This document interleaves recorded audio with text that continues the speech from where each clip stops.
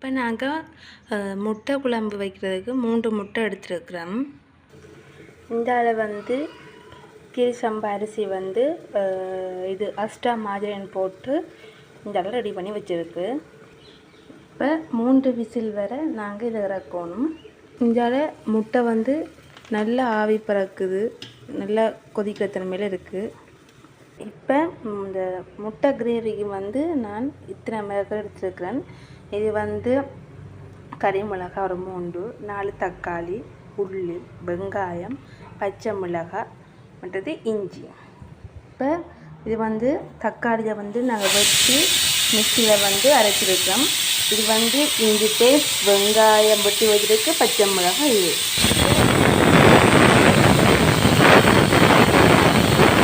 உடைச்சிட்டோம். இந்த முட்டையை வந்து அப்படியே உடைச்சிட்டு வந்து கறிக்குள்ளே போட்டால் அது வந்து நல்லா இருக்கும்.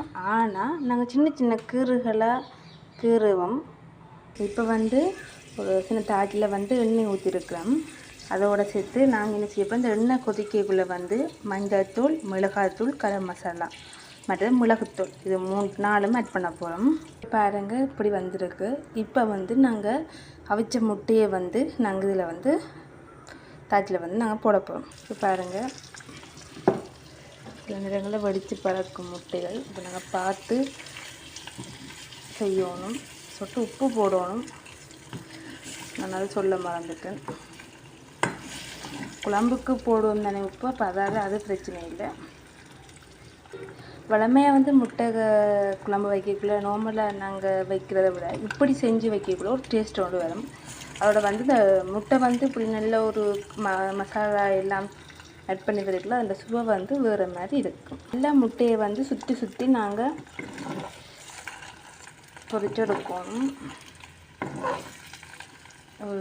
பொரிக்கக்குள்ளேயே ஒரு நல்ல வாசம் வருது, இந்த தூள்கள் எல்லாம் கலந்து வருது. இப்போ வந்து நாங்கள் முட்டையை பொரிச்சிட்டோம். இனி நாங்கள் வெங்காயம், பச்சை மிளகாய் போட்டு தாட்டில் வந்து கிரேவி வைக்க போகிறோம். அந்த மசாலா செஞ்ச எண்ணெயிலேயே என்ன செய்யணும், இதெல்லாம் வெட்டி வைத்த எல்லாத்தையும் போட்டு உப்பும் போட்டு நாங்கள் தாளிக்கணும். கொஞ்சம் நிறம் வரைக்குள்ளே இஞ்சியும் உள்ளி பேஸ்ட்டையும் போடுவோம். பாருங்கள், உள்ளி இஞ்சி பேஸ்ட்டை வந்து நான் இதில் போடுறேன். இஞ்சி உள்ளின்ற பச்சை வாசனை போக மட்டும் நாங்கள்